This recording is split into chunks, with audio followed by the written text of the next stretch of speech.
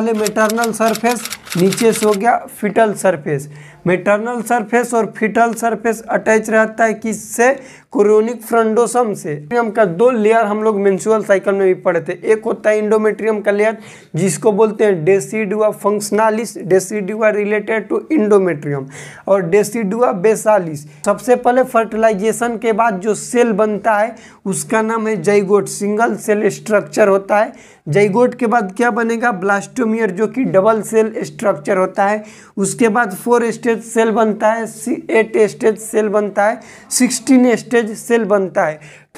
नमस्कार दोस्तों, नर्सिंग के इस यूट्यूब चैनल पर आप सभी का स्वागत है। दोस्तों आज के वीडियो में हम लोग ह्यूमन प्लेसेंटा के बारे में पढ़ने वाले हैं।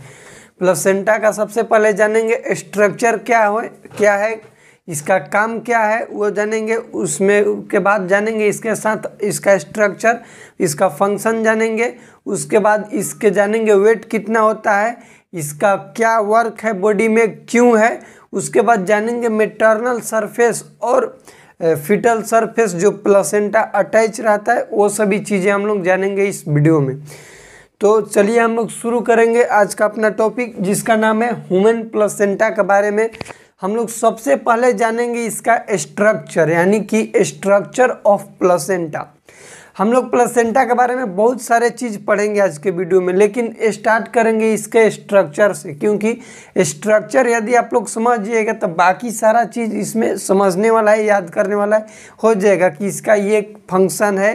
फंक्शन को आप लोग को हम ट्रिक से याद करवा देंगे। उसको फंक्शन को भी हम लोग डीप में पढ़ेंगे, हार्मोनल फंक्शन जितना भी है इसके फंक्शन के बारे में जानेंगे और इसका स्ट्रक्चर के बारे में। सबसे पहले हम लोग जानेंगे इसका स्ट्रक्चर को।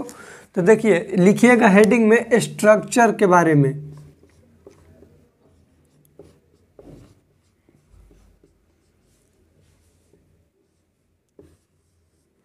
सबसे पहले हेडिंग दीजिएगा प्लेसेंटा का स्ट्रक्चर क्या होता है उसके बारे में। हम लोग स्ट्रक्चर इसका पढ़ेंगे कि ये मान लो कि ये है मेटर्नल सरफेस, ये हो गया मेटर्नल सरफेस।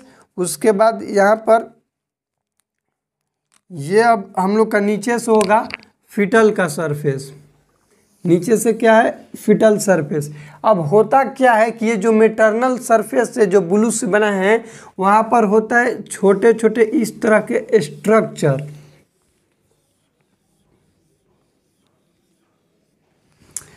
ये जो ब्लैक से बना है ब्लू वाला पर ये छोटे छोटे स्ट्रक्चर बना है, इसको हम लोग बोलते हैं कोटिलिडॉन्स, जो कि इसमें ब्लड फिल रहता है। इसमें क्या होता है? ब्लड होता है इकट्ठा, इसको बोलते हैं हम लोग कोटिलिडॉन्स। अब क्या होता है कि ये है मेटर्नल सरफेस, इसको हम लोग बोलते हैं मेटर्नल सरफेस। ये हो गया मेटर्नल सरफेस। और ये जो ब्लैक से बना है इसको हम लोग बोलते हैं फिटल सरफेस। यहाँ पर साइड में लिख लीजिएगा, इसको हम लोग बोलते हैं फिटल सरफेस। इसका क्या नाम बताएं? कोटिलिडॉन्स, कोटिलिडॉन्स। ये आसानी से समझिएगा। सबसे पहले ये हो गया जो ब्लू से बना, ये हो गया मेटर्नल सरफेस। ब्लैक वाला हो गया फिटल सरफेस, यानी कि फिटल की ओर होगा। मेटर्नल सरफेस पर प्रेजेंट रहता है कोटिलिडॉन्स।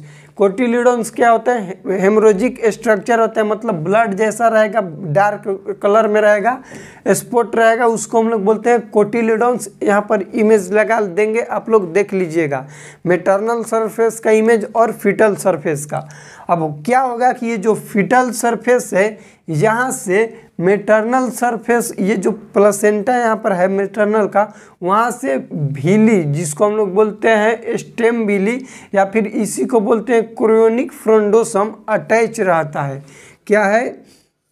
यहाँ से जो सबसे ज़्यादा दूर वाला, यहाँ से बीच से सबसे ज़्यादा जो दूर हुआ, मतलब फिटल सरफेस ले लेकर मेटर्नल के सरफेस तक, यहाँ से जो ये भिलाई बना, भिली मतलब प्रोजेक्शन लाइक स्ट्रक्चर होता है। तो ये है प्रोजेक्शन लाइक स्ट्रक्चर। कहाँ से? फिटल सरफेस ले लेकर के मेटर्नल सरफेस तक। और सबसे ज़्यादा जो दूरी हुआ इसको हम लोग क्या बोलते हैं? Chorionic frondosum. इसको लिखिएगा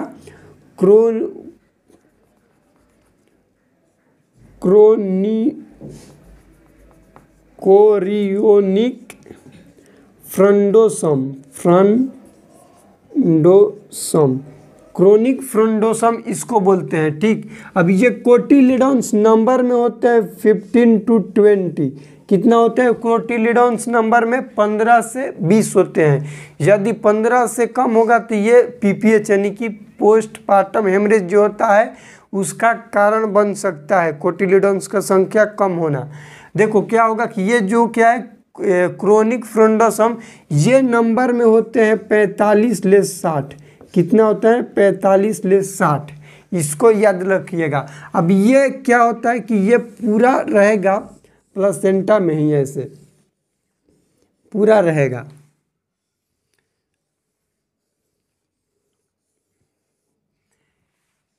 कोटिलिडॉन्स है 15 से 20 और है क्रोनिक फ्रंडोसम 45/60। इसका मतलब कि एगो जो कोटिलिडॉन्स है कम से कम 3 गो फ्रंडोसम के क्रोनिक फ्रंडोसम को ब्लड सप्लाई करेगा। ये चीज़ हमेशा याद रखिएगा। 1C मतलब एगो कोटिलिडॉन्स 3 गो क्रोनिक फ्रंडोसम को अटैच उससे रहेगा, ब्लड सप्लाई करेगा। ये कम बनाने का मतलब ये नहीं, कम इसलिए क्योंकि यहाँ पर स्पेस की वजह से। यहाँ तक क्लियर है? सबसे पहले मेटर्नल सरफेस, नीचे से हो गया फिटल सरफेस। मेटर्नल सरफेस और फिटल सरफेस अटैच रहता है किससे? क्रोनिक फ्रंडोसम से। अब देखो मेटर्नल सरफेस पर हटाने का क्या तरीका है? वहाँ पर कोटिलिडॉन्स होते हैं, हेमोरेजिक स्ट्रक्चर पाए जाते हैं। फिटल सरफेस क्या होगा कि यहाँ से अम्लाइकल कोड निकलेगा। क्या निकलेगा? अम्लाइकल कोड निकला हुआ रहेगा। कहाँ से? फिटल सरफेस ले। और अम्लाइकल कोड में होता है क्या चीज़? एक होगा अम्लाइकल वेन और 2 होगा अम्लाइकल आर्टरी। एक होगा अम्लाइकल वेन और 2 होगा अम्लाइकल आर्टरी। इसको भी याद रखिएगा। उसके बाद याद क्या चीज़ रखना है कि जो ये है मेटर्नल सरफेस, मेटर्नल सरफेस जो है प्लेसेंटा का, उसमें जो ब्लड सप्लाई होगा ऑक्सीजनेटेड ब्लड वो आता है यूटेराइन आर्टरी से। कहाँ से आएगा? यूटेराइन आर्टरी से ऑक्सीजनेटेड ब्लड आएगा, यूटेराइन आर्टरी से आता है। और यहाँ से डीऑक्सीजनेटेड ब्लड जाएगा यूटेराइन वेन से। तो DO2 का मतलब होगा डीऑक्सीजनेटेड ब्लड, समझ लेना। DO2 का मतलब डीऑक्सीजनेटेड ब्लड। ये फिर कहाँ से जाएगा? फिटल मेटर्नल सरफेस ले जाएगा बॉडी में यूटेराइन वेन से। अब देखो यहाँ से जो अम्बलाइकल वेन है ये करता है कंटेंट ऑक्सीजनेटेड ब्लड। तो यहाँ पर लिख लेना, यहाँ से मान लो कि ये अंदर बनाए, इधर साइड में लिख देते हैं ऑक्सीजनेटेड ब्लड कंटेंट करेगा अम्बलाइकल आर्टरी।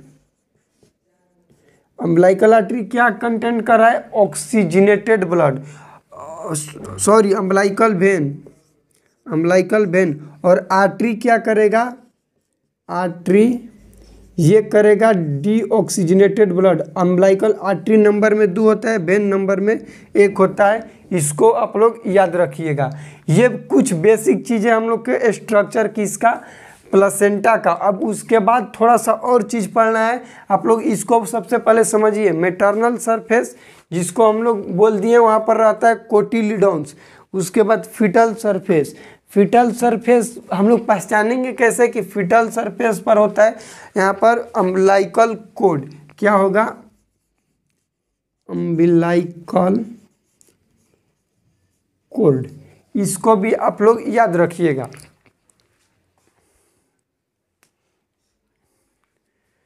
उसके बाद देखो क्या होगा कि ये जो हम लोग के स्पेस है, ये जो है प्रोजेक्शन लाइक जिसको हम लोग बोले क्रोनिक फ्रंडोसम, इसके बीच में ये जो खाली खाली ये स्पेस है, ये स्पेस, इस स्पेस को भी हम लोग नाम देते हैं। इस स्पेस का क्या नाम है? तो इसको हम लोग बोलते हैं इंटरविलियस स्पेस। क्या बोलते हैं? यहाँ पर लिख लेना इंटरविलियस स्पेस। अब इसमें ब्लड रहता है 150 ml, 150 ml क्या होता है, ब्लड होता है, जो यूटेराइन आर्टरी द्वारा ऑक्सीजनेटेड ब्लड आएगा यूट्रस को, तो कितना आता है, तो आता है 500 से 600 ml, ये आएगा यूटेराइन आर्टरी द्वारा। तो ये इंटरविलियस स्पेस में रह जाएगा कितना, 150 ml। बाकी जितना भी ब्लड बचा यूटेराइन अम्बलाइकल वेन द्वारा फीटस को जाएगा। इस चीज़ को आप लोग याद रखिएगा, ये बेसिक स्ट्रक्चर है किसका, प्लेसेंटा का। अब देखो होता क्या है कि ये अब हम लोग के यहाँ पर है जो ये है लास्ट पार्ट जुड़ रहा है फीटल का कोरियोनोला, और ये जो है मेटरनल का, यहाँ पर एक लेयर होता है जिसको हम लोग बोलते हैं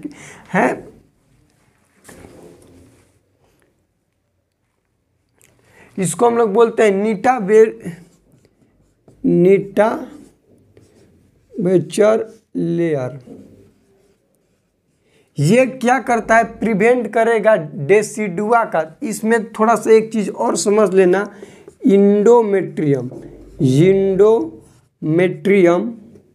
जिंडोमेट्रियम को हम लोग ड्यूरिंग प्रेगनेंसी टाइम ही बोलते हैं डेसिडुआ।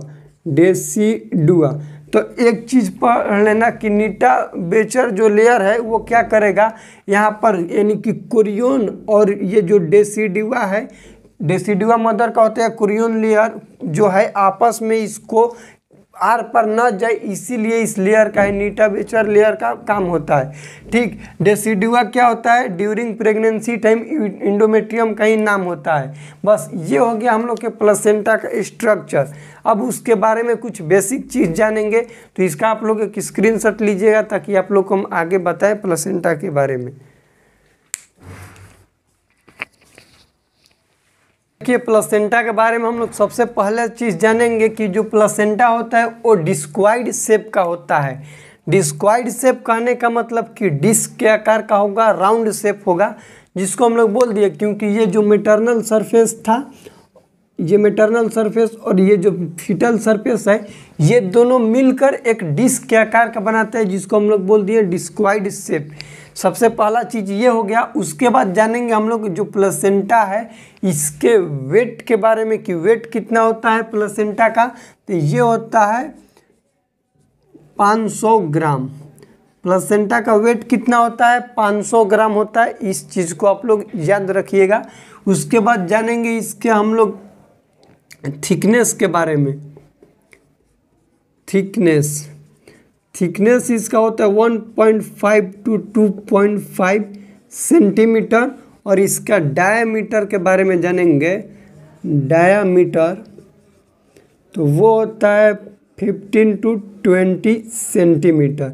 ये बेसिक चीज़ है जो कि एग्जाम में क्वेश्चन अक्सर आते हैं कि प्लेसेंटा का वेट कितना होता है, प्लेसेंटा का डायामीटर कितना होता है और प्लेसेंटा का थिकनेस कितना होता है। ये चीज़ समझ गए।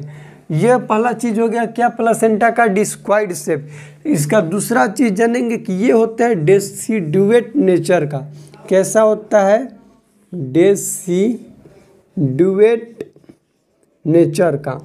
डेसिडुएट का मतलब अभी आप लोग को जस्ट बताएं कि डेसिडुआ का मतलब होता है इंडोमेट्रियम ड्यूरिंग प्रेगनेंसी टाइम। तो ये डेसिडुएट नेचर कहने का मतलब क्या होता है कि जब भी मेंस्ट्रुअल साइकिल आता है तो इंडोमेट्रियम का शेडिंग होता है, गिरता है।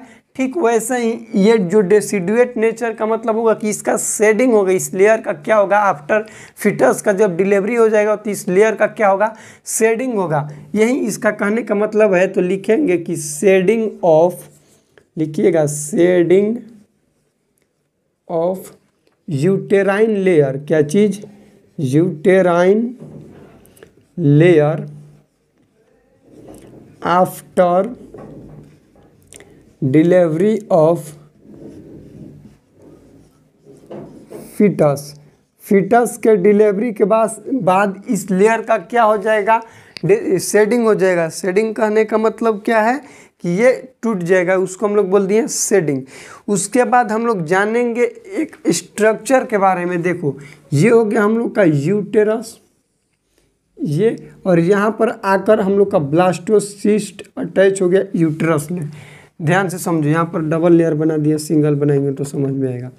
यहाँ पर ब्लास्टोसिस्ट अटैच हो गया यूटेराइन वाल से। अब देखो क्या है, ये जो यूटेराइन वाल से इधर का जो अटैच है इसको बोलते हैं डेसिडुआ बेसालिस। क्या बोलते हैं? डेसिडुआ बेसालिस। बेसालिस बेसालिस क्यों बोले इसको? क्योंकि इंडोमेट्रियम का 2 लेयर हम लोग मेंस्ट्रुअल साइकिल में भी पढ़े थे। एक होता है इंडोमेट्रियम का लेयर जिसको बोलते हैं decidua functionalis, decidua related to endometrium, और डेसिडुआ बेसालिस ये जो ब्लास्टोसिस्ट है। अब ब्लास्टोसिस्ट क्या होता है इस चीज़ को समझना है तो देखो क्या होता है, शुरू से समझाते हैं।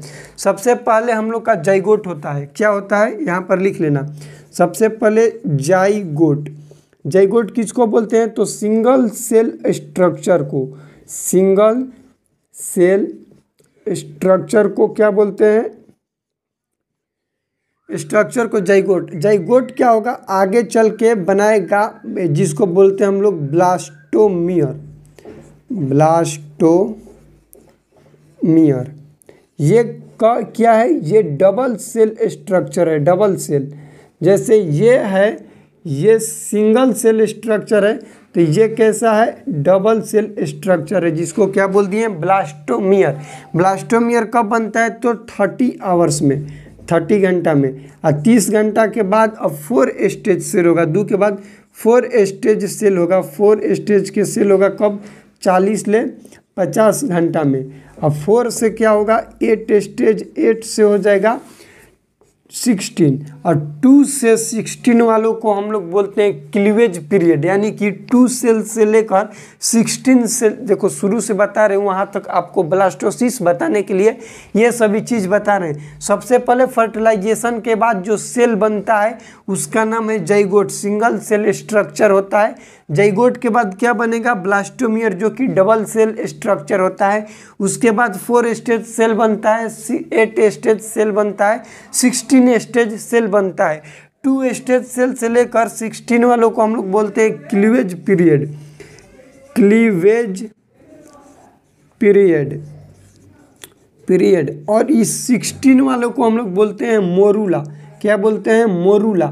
मोरूला कब कब को बोलते हैं? 16 से लेकर 64 सेल स्टेज को बोलते हैं मोरूला। और यही मोरूला 5 दिन बाद, कितना दिन? 5 दिन बाद जाकर बनाएगा ब्लास्टोसिस्ट।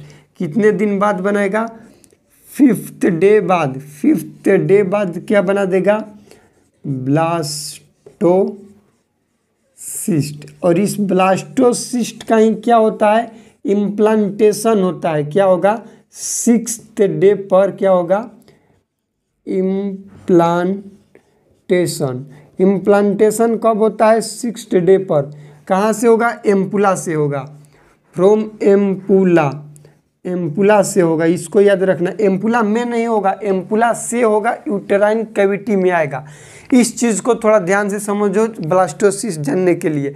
सबसे पहले हम लोग जाने कि मेल गैमेट और फीमेल गैमेट आपस में फ्यूज हुए, जिसको हम लोग बोल देते हैं मेल का प्रोन्यूक्लियाई और फीमेल का प्रोन्यूक्लियाई आपस में मिले, मिलकर क्या बनाए? जाइगोट। जाइगोट ह्यूमन का फर्स्ट सेल होता है जिसको क्या बोलते हैं हम लोग? Single cell structure. Single cell है, इसको बोल दिए जाइगोट। जाइगोट 30 आवर्स बाद यानी 30 घंटा बाद डबल सेल स्ट्रक्चर बनाता है जिसको बोलते हैं ब्लास्टोमियर। ब्लास्टोमियर 40 ले 50 घंटा बाद क्या बना देगा? 4 स्टेज सेल बनाएगा। 4 स्टेज वाले के स्पेशल कोई नाम नहीं होता है। 4 गो से 8 सेल बनाया, 8 सेल से 16 सेल यानी कि 16 सेल बनाया। अब 2 सेल से लेकर 16 तक जो टोटल वहाँ से यहाँ तक बना, इस पीरियड का नाम हो गया क्लीवेज पीरियड। और जो 16 वाला बन गया सेल स्ट्रक्चर, उसका एक स्पेशल नाम हो जाता है जिसको बोलते हैं मोरूला। और ये क्वेश्चन आता है कि मोरूला कितने सेल वालों को बोलते हैं? तो बोलेंगे 16 वालों को। ये याद रखना, कब कब तक? तो 16 से 64 तक, लेकिन स्पेशल ऑप्शन में रहेगा तो 16 करेंगे, इसको याद रखिएगा। अब ये क्या होगा कि ये जो मोरूला है 5 दिन बाद कन्वर्ट होगा ब्लास्टोसिस्ट में। अब ब्लास्टोसिस्ट का मतलब क्या होता है, इस चीज़ को समझना कि सिस्ट का मतलब होता है फ्लूइड फिल्ड हो जाएगा उस पर सेल। ये तो है तो सेल ही, तो यहाँ पर फ्लूइड का क्या बन जाएगा? लेयर बन जाएगा जिसको बोलते हैं ब्लास्टोसिस्ट। और ये ब्लास्टोसिस्ट छठे दिन, 5 दिन में तो बन गया, 6वां दिन इम्प्लांटेशन होगा, यानी कि यूटेरस में मान लो कि यहाँ पर ये हम लोग का यूटेरस हो गया, ये यूटेरस, ये हो गया फेलोपियन ट्यूब, तब फर्टिलाइजेशन यहाँ पर हुआ, फर्टिलाइजेशन यहाँ पर हुआ और इम्प्लांटेशन पोस्टीरियर वाल पर मान लो कि यहाँ पर होना है, तो यहाँ से चलेगा और आकर यहाँ पर चिपक जाएगा। ये क्या चला, ब्लास्टोसिस्ट आकर चिपक गया, चपका जिस लेयर से इंडोमेट्रियम की यूटेरस के इनर लेयर होता है इंडोमेट्रियम, जिस लेयर से चपका उसको बोल दिए डेसिडुआ बेसालिस। क्या चपका, तो ब्लास्टोसिस्ट चपका, इसको समझ गया। और ये ब्लास्टोसिस्ट के ऊपर जो ये कवरी है, कवरिंग, इसको बोलते हैं कैप्सुलारिस, यानी कि डेसिडुआ कैप्सुलारिस, इसको भी लिख लेना। इसके आउटर जो ब्लास्टोसिस्ट के कवरिंग होता है, कवरिंग उसको क्या बोलते हैं, डेसिडुआ कैप्सुलारिस, डेसिडुआ कैप्सुलारिस। और बाकी ये जो चीज़ बच गया, बाकी यहाँ से यहाँ तक कि ये जो बच गया, इसको बोलते हैं डेसिडुआ पेराटाइलिस, पेरिटालिस, डेसिडुआ पेरिटालिस या फिर पेराइटिस, यही होता है, पेरिटालिस ही है, पेरिटालिस, ठीक है। ये हम लोग का हो गया बेसिक चीज़ किसके बारे में, उसके शेप, आकार, ये सभी चीज़ों के बारे में। उसके बाद हम लोग सरफेस के बात करेंगे कि क्या है सरफेस। इसका आप लोग एक स्क्रीनशॉट लीजिएगा ताकि आप लोग को हम बताएंगे सरफेस के बारे में कि क्या है मैटरनल सरफेस और क्या है फिटल सरफेस प्लेसेंटा का।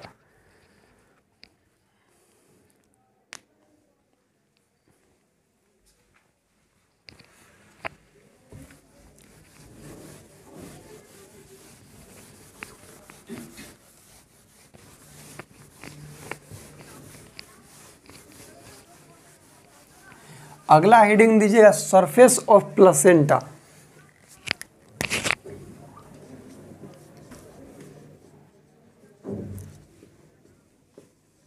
सरफेस में नंबर 1 होता है मैटरनल सरफेस, मैटरनल सरफेस। अब देखो मैटरनल सरफेस जो है इसको हम लोग पहचानेंगे कैसे। ये जो है मैटरनल सरफेस, इसको हम लोग बोलते हैं डेसिडुआ बेसालिस, बस यही नाम है।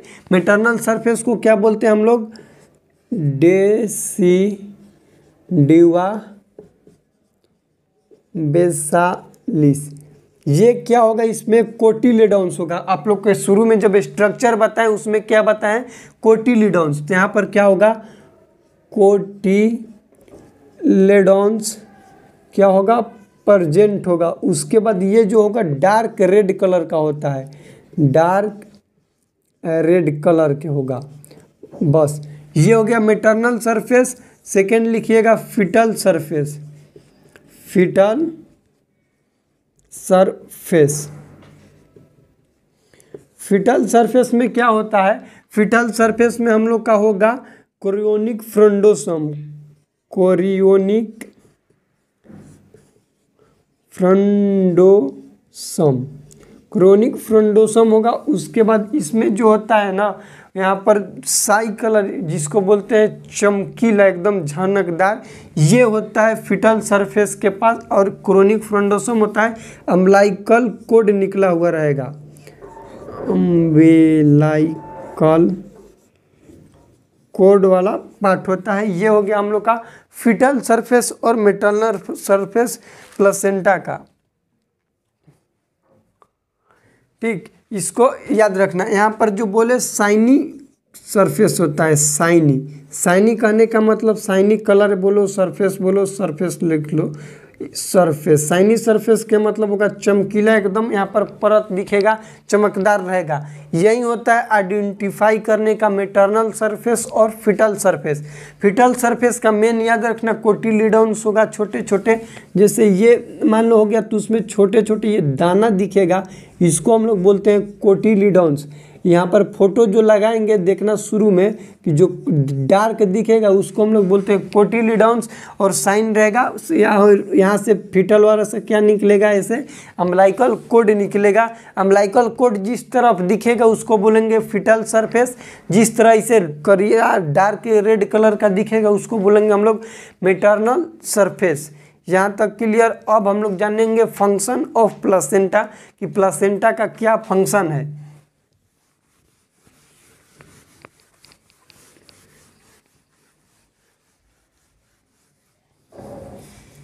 फंक्शन लिखना। अब फंक्शन में सबसे पहला इसका फंक्शन होता है हार्मोनल। सबसे पहले जानो रेस्पायरेशन, ये क्या करेगा, रेस्पायरेशन, रेस्पायरेटरी फंक्शन। रेस्पायरेटरी में क्या करेगा, फीटस को हेल्प करेगा, क्योंकि फीटल टाइम में फीटस का लंग्स मैच्योर नहीं है, इमेच्योर है, तो वो ब्रीथिंग लेगा, कैसे करेगा, मदर से करेगा। मदर क्या हेल्प करेगा, प्लासेंटा फीटस को ब्रीथ लेने में। तो सबसे पहला इसका क्या लिखना, रेस्पायरेटरी। ये करता कैसे, इस मैकेनिज्म को हम लोग समझते हैं। एडल्ट में यहाँ पर समझना अच्छे से, एडल्ट में ऑक्सीजन सेचुरेशन कितना होता है, 80 to 100, उसका प्रेशर कह सकते हैं 80 to 100 mm of Hg होता है ये। और PCO2 यानी कि partial pressure of carbon dioxide होता है 35 to 45 mm of Hg। Pregnancy में ये बढ़ा हुआ रहता है, प्रेगनेंसी में ये क्या होगा, बढ़ा हुआ रहेगा, ये रहेगा 105 mm of Hg, और ये जो 35 है ये 32 रहेगा।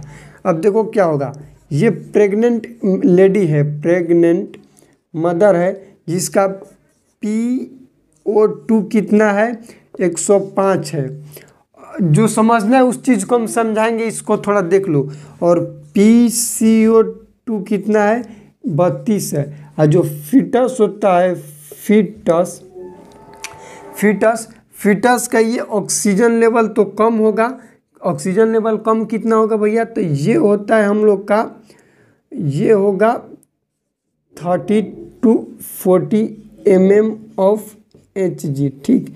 और ये जो इसमें ये थू है partial pressure of carbon dioxide, उसमें फीटस में उसका partial pressure of carbon dioxide बढ़ा हुआ रहता है। Partial pressure of carbon dioxide 40 to 50 mm of Hg रहता है, ठीक ना। अब देखो ये कैसे चेंज होता है, इस चीज़ को समझाते हैं हम कि जो प्रेग्नेंट लेडी है उससे फीटस का गैस कैसे ये एक्सचेंज होता है। तो ये होता है जिस प्रोसेस से, उस प्रोसेस का नाम है सिंपल डिफ्यूजन मेथड। यहाँ पर लिख लेना, सिंपल डिफ्यूजन मेथड। डिफ्यूजन का मतलब क्या होता है कि हाई कंसंट्रेशन से लो कंसंट्रेशन की ओर कोई भी चीज़ का जाना, उसको बोलते हैं डिफ्यूजन। हाई क्या, 105 जा रहा है लो की ओर, और हाई से मतलब 105 गया लो 30 से 40 वाला में, और जो 40 से 50 है वो आया इधर, इसी को बोलते हैं हम लोग डिफ्यूजन मेथड, डिफ्यूजन। और यही क्वेश्चन एग्जाम में आता है कि जो प्रेग्नेंट लेडी है उसके प्लेसेंटा के थ्रू जो फीटस है उसका रेस्पायरेटरी में फंक्शन होता है किस तरह से, तो उसको हम लोग क्या बोलेंगे, किस मेथड से होता है, तो बोलेंगे सिंपल डिफ्यूजन मेथड से वो होता है।